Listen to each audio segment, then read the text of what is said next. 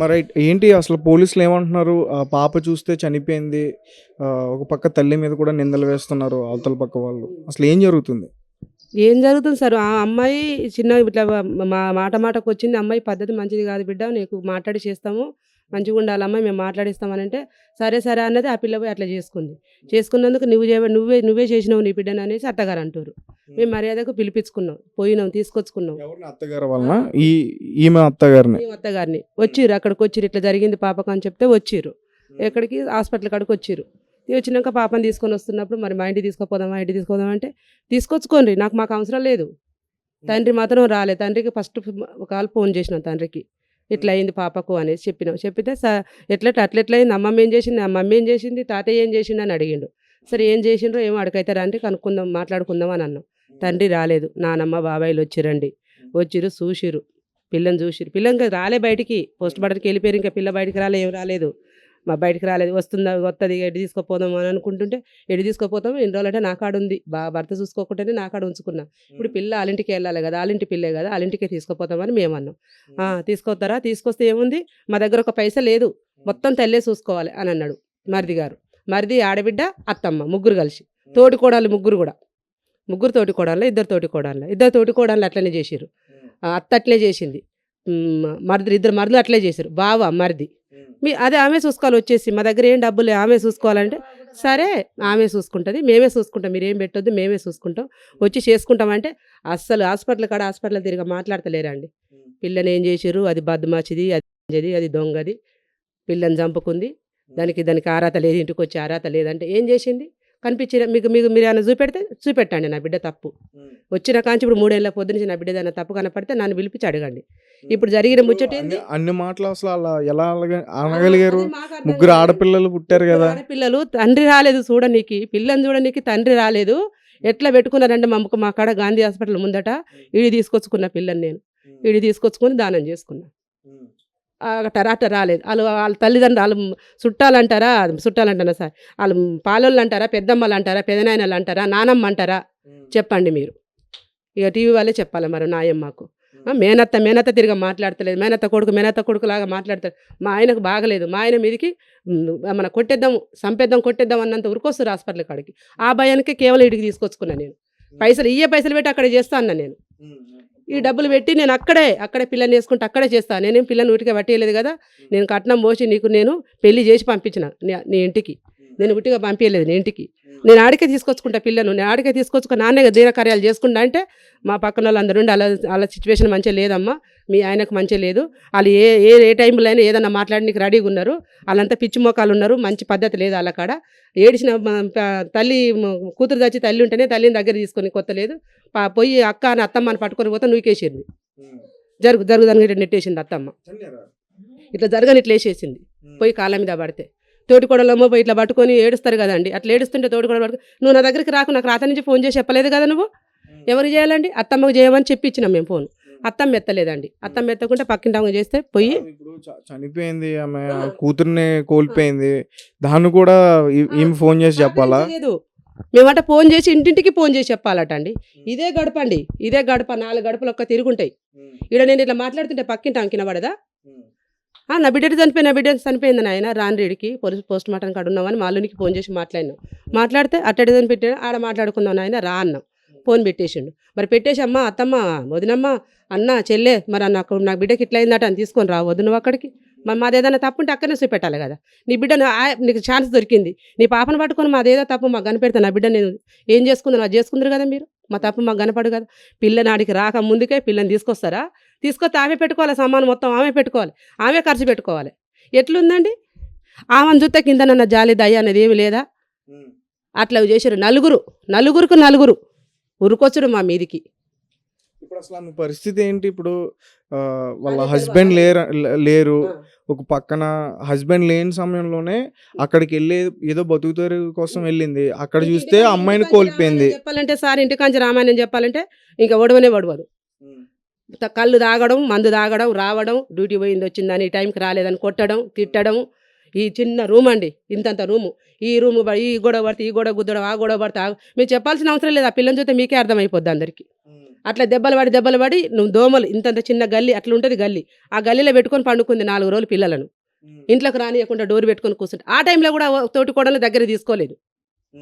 మరి మీ ఆయన ఇల్లు పెట్టుకున్నాడు కదా. ఎందుకు మీరు ఎప్పుడు పోలీస్ కంప్లైంట్ ఇవ్వచ్చు కదా అంత అని చూస్తే పోలీసు వాళ్ళు అన్నారు కదా, ఈయన ముఖం అండి ఈయన చూస్తే మేమే పోలీస్ స్టేషన్ తీసుకుంటామమ్మా అన్నారు. కొట్టిరు 4-5 సార్లు కొట్టిరు, తిట్టిరు, చేసిరు. ఇప్పుడు మేము అని చూస్తే తీసుకోలేమమ్మా.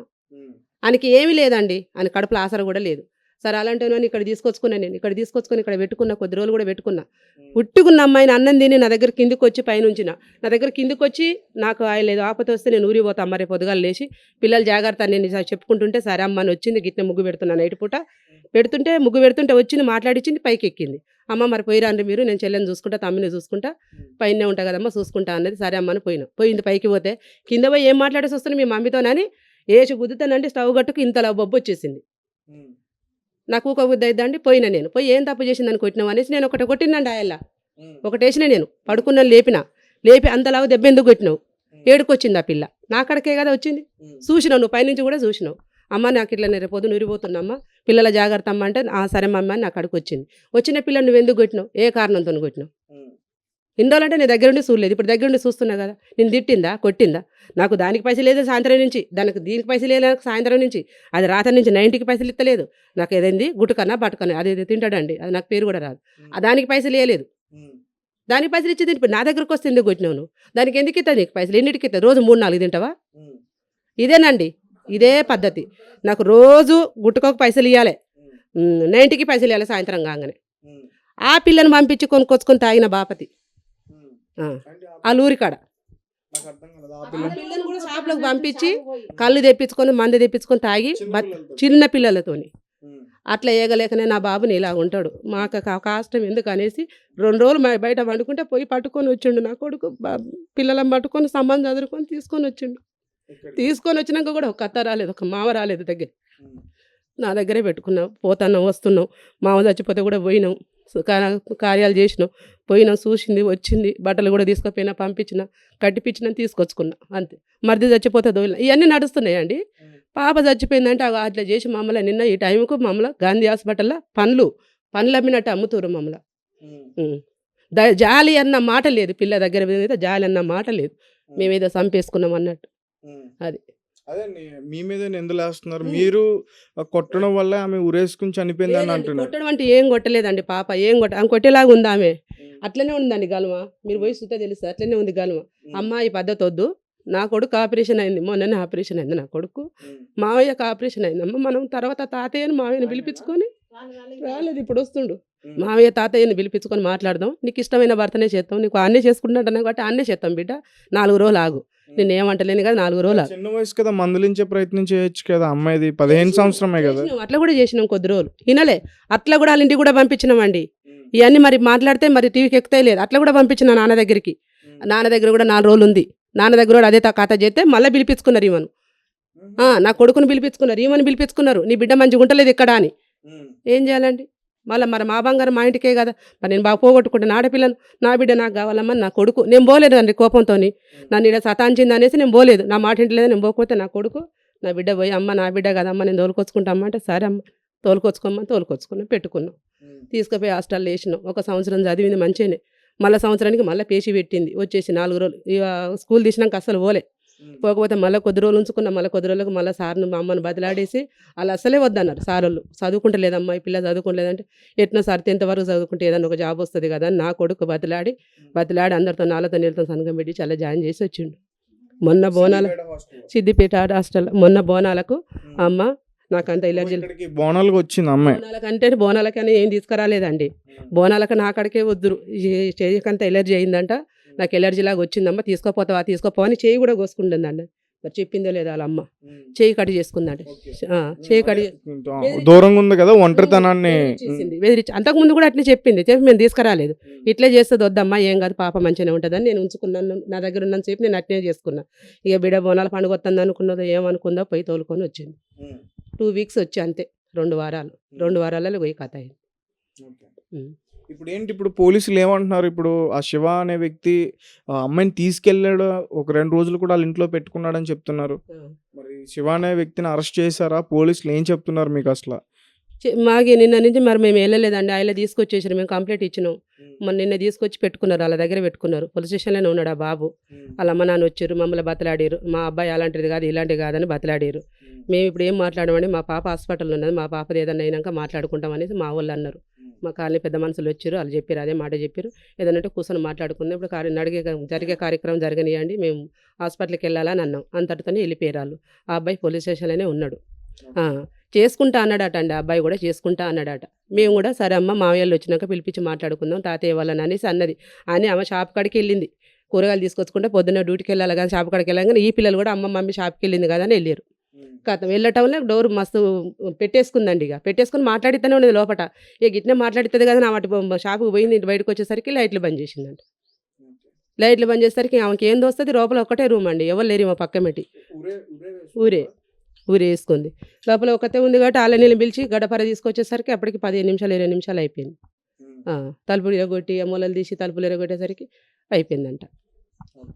అది అంతే. అడకాడ కొట్టింది ఏమీ లేదు, తిట్టింది ఏమీ లేదు, మందలిచ్చి చెప్పింది అంతే. నేను చెప్పింది, అమ్మా నువ్వు నేను చేస్తా, నీకు కావాలంటున్నావు పెళ్లి కదా నేను చేస్తా, ఈ పిలిపించి నేను చేపిస్తా అని కూడా అన్నది. పక్కన వాళ్ళతో కూడా చెప్పిందంట. పక్కన ఒక అమ్మమ్మ ఉంది, పెద్దావిడే, అంతకన్నా పెద్దమ్మ ఉంది. నిన్న కనపడ్డది మాకు వచ్చేటప్పుడు.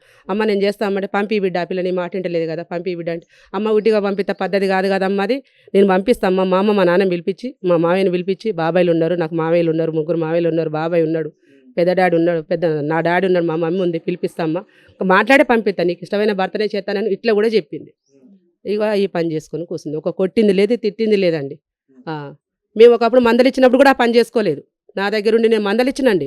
మందలిచ్చిన పెట్టుకున్నప్పుడు మరి నాది కదా బాధ్యత. పెద్ద మనిషి అయినా కానీ నా కాడ ఉంటుంది. నా బాధ్యత ఏమంటే నేను ఒకసప్పుడు కూడా మందలిచ్చినప్పుడు కూడా అమ్మమ్మ అని మంచిగా కలిసిపోయి వచ్చింది. అమ్మమ్మ నేను అట్లుండను అమ్మ, ఇట్లనే ఉంటామ్మ, మీరు చెప్పిన మాట వింటా అమ్మ అని కలిసిపోయింది. 2 ఏళ్ల కింద 3 ఏళ్ల కింద ముచ్చట. ఇగో ఈ నిన్నటి రోజు అప్పుడు 3 ఏళ్ళు అంటే 11-12 సంవత్సరాలు పెద్ద మనిషి అయిందండి అంతే. అట్లా అప్పుడు కూడా అట్లా పేచి పెట్టినప్పుడు కానీ చదువుకొని ఊకున్నాం. ఇది కూడా ఆ పద్ధతి కూడా ఈడికి వచ్చినా కూడా ఆ పద్ధతి మంచిది కాదు బిడ్డ, నువ్వు 4 రోజులు కేవలం తండ్రి వల్లే అనుకోవచ్చు. మరి తండ్రి వల్ల అంటేనండి, ఉంటే మాకు అదొక బాధ్యత ఉంటుంది కదా. కనీసానికి వచ్చి చూసింది కూడా లేదు తండ్రి. వచ్చి చూసింది సరే, తండ్రి అంటే చూడడండి. సరే తండ్రి అని వదిలిపెట్టేసి, అని ఉలుకులేదు పలుకులేదు వదిలిపెట్టేసి ఇవాళ నిన్న మాట్లాడిచ్చిర్రు, వచ్చి నాతో అందరు మాట్లాడిచ్చిర్రు, నా బిడ్డను నెట్టేసిర్రు. నా బిడ్డ అమ్మ అనిపోయి దగ్గర మీద పడితే నెట్టేసిన వాళ్ళు మరి ఆ రోజు మాట్లాడేయలేదా? నా మరి అనే భార్యని తీసుకొచ్చుకోరా, పిల్లని తీసుకొచ్చుకోరా, మరి ఎందుకురా ఇట్లా చేస్తున్నా, మేము చేసుకుంటలేమారా సంసారం, మరి నువ్వు కూడా అట్లే చేసుకోరా తమ్మి, ఒకరోజు కాదు ఒకరోజు చెప్పాలి కదండి. చెప్పరా మీరు అని అడిగితే మేము చెప్పినా అయినాడు ఆయన, మేము చెప్పినా అయినాడు అంటారు. ఈ రోజు పిల్ల చచ్చిపోయింది, మరి మేము మీ ఇంటికి వస్తామంటే ఎందుకు వద్దంటారు? మేము మిమ్మల్ని పెట్టుకోమన్నాము పైసలు, సానుభూతి చూపించాలి కదా మా మీద. కనీసరికి మా మీద కాకపోతే మేము ఏం పుల్లో మేము మా మీద ఉండొచ్చు, పిల్ల మీద దాని మీద అది ఎట్లుంది, దాన్ని మీరు ఇడిచిడిచి దొబ్బెత్తారా బయటికి? తోటికోడళ్ళండి, ఇద్దరు తోటికోడళ్ళు అట్లనే ఉన్నారు. ఆడబిడ్డ అట్లే ఉంది, ఆడబిడ్డ కొడుకు అట్లనే ఉన్నాడు.